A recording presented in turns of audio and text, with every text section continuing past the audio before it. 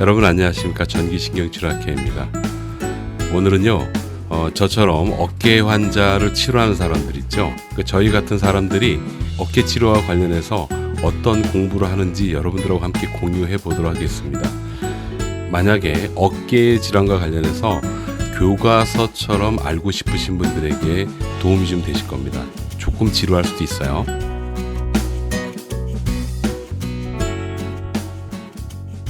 지금 보실 내용은 힘줄이 파열이 되었을 때 어떠한 과정을 거치면서 회복이 되는지에 대한 논문입니다. 여러분들도 텐던 리커버리 프로세스라는 검색으로 구글 같은 데서 찾아보시면요 누구나 다 찾아볼 수 있는 그런 내용이 됩니다. 여러분, 어깨에는요 이런 3단계를 거치면서 좋아집니다. 제가 번역을 못했는데요, 이때는 인플라메이션이라고 해서 염증기, 대단히 심한 통증을 호소하는 그런 시점이고요. 두 번째는 치료기, 세 번째는 여기서 보시면 리모델링, 회복기라고 이해하시면 됩니다. 이 전체 과정은 보통 1년 이상 걸린다라는 거 먼저 말씀드리고 시작을 해볼게요. 그냥 제가 키워드만 좀 말씀을 드리겠습니다. 이 염증기 처음에 대단히 많이 아파요. 그게 핵심입니다. 그리고 만약에 여러분들께서 48시간 안에 뭔가 의료적인 처치를 못 하잖아요. 그러면 대단히 많이 붓고 아프고, 여기는 버닝이라고 표현을 했는데요. 이거는 단어적 표현의 한계죠. 훨씬 많이 아파요. 그래서 여러분, 어깨가 한번 아프고 많이 아픈데? 라고 느껴진다면 이틀 이내로 병원에 가서 뭔가를 하셔야 됩니다. 그게 지혜로운 겁니다. 염증기에는 몸에서 어떤 반응이 일어나냐면 다른 거 없어요. 여기서 키워드만 말씀드릴게요. 콜라겐이라고 아시죠? 콜라겐 여러 가지 형태가 있는데요. 3형이 생깁니다. 이 3형은 뭐냐면 막 메꾸는 거예요. 그렇게 보시면 되겠습니다. 그 과정을 거치고 나면 치료기로 들어가요. 치료기는 대략 6주 정도까지 진행이 됩니다. 이 과정에서는 여러분들이 하나 아셔야 될 게 있어요. 이름은 외울 필요 없고, 이런 테노사이트라는 독특한 세포가 있습니다. 얘가 힘줄을 회복시키는데 아주 행동대장이라고 보시면 되겠어요. 몸이 그렇게 회복을 시킨다니까요. 3단계로 넘어오는 거는 대략 6주 정도 지나고 난 다음부터인데요. 이때부터는 슬슬 회복이 되기 시작합니다. 말 그대로 암으로 나가는 과정이다라고 보시면 돼요. 보통 10주, 길게 잡으면 12주 정도까지 진행이 됩니다. 꾸준히 진행이 돼요. 여러분들께서 어깨가 아프잖아요.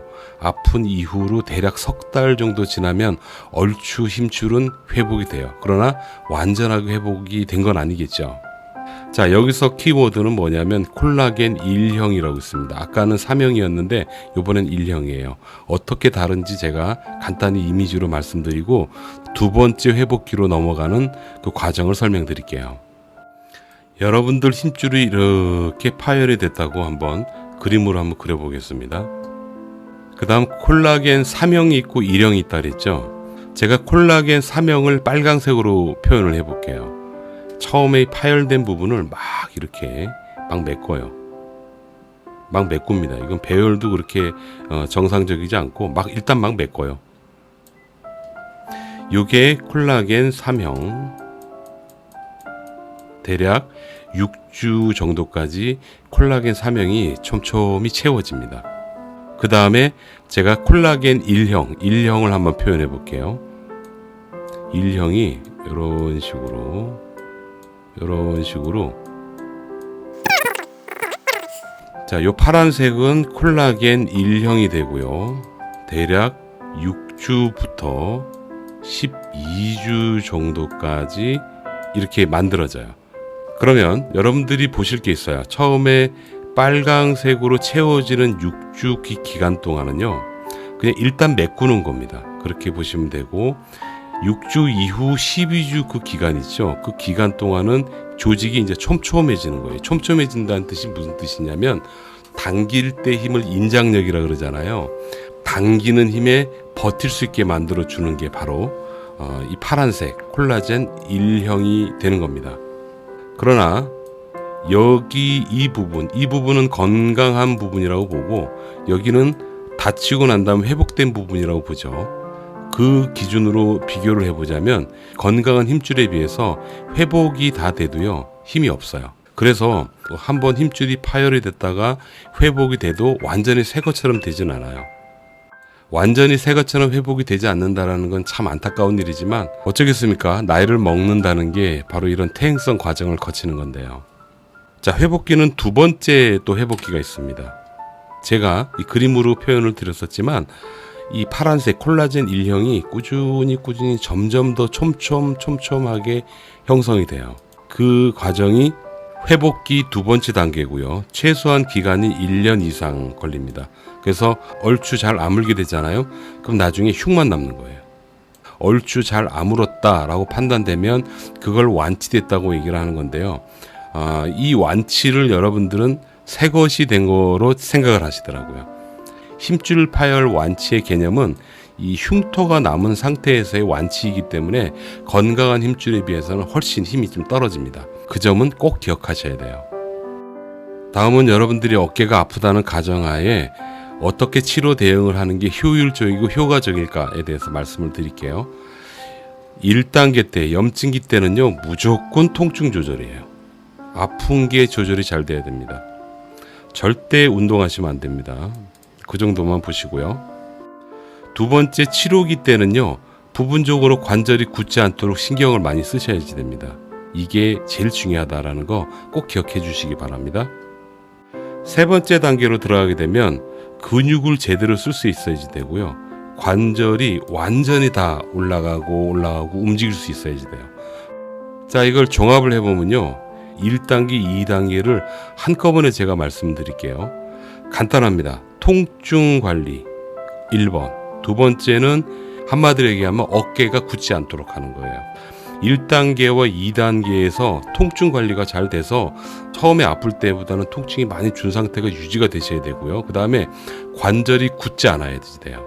3단계 때는 근육도 튼튼해져야 돼요. 이렇게 딱 정리를 하시면 됩니다. 지금 이 영상을 보시는 여러분들께서 내가 1단계인지 2단계인지 단순하게 아픈 시점부터 내가 얼마나 됐나를 고려해 보시는 거죠. 3개월 이내 됐다 라고 판단되면 통증이 있는가 아니면 관절이 굳지는 않았는 걸 비교해 보시는 거예요. 여러분들에게 도움이 되는 병원이다 라고 판단하시기 위해서는요, 1단계, 2단계일 경우에 일단 안 아파야 돼요. 그리고 관절이 굳으시면 안 돼요. 꼭 기억하십시오. 이 두 가지 문제 중에서 하나라도 충족되지 않으면 조금 더 좋은 병원으로 갈아타시는 게 낫습니다. 3단계 같은 경우에는 올바르게 근강화 운동 코칭을 한다고 얘기를 하는데요. 이 부분은 제가 영상을 하나 좀 보여드리면서 설명을 드릴게요. 대단히 중요한 문제입니다. 왼쪽 같은 경우에는 어깨 사이가 좀 공간이 좀 있죠. 오른쪽은 공간이 없는 경우입니다. 한번 비교해서 보시기 바라요. 왼쪽은 잘 움직이는데 오른쪽 같은 경우는 여기가 자꾸 부딪히죠. 충돌 증후군의 대표적인 증상이에요. 이런 과정을 거치면서 여기 이 부분에 힘줄이 자꾸 또 마모가 되는 거예요. 마모가 파열을 의미합니다. 여기서 꼭 제가 중요한 걸 말씀드리고 싶어요. 관절의 과도화 동작 방지 훈련이라고 그랬잖아요. 그 얘기가 뭐냐면 여러분들이 1단계, 2단계, 3단계를 거치면서 어깨 힘줄이 좀 회복이 됐다고 치자고요.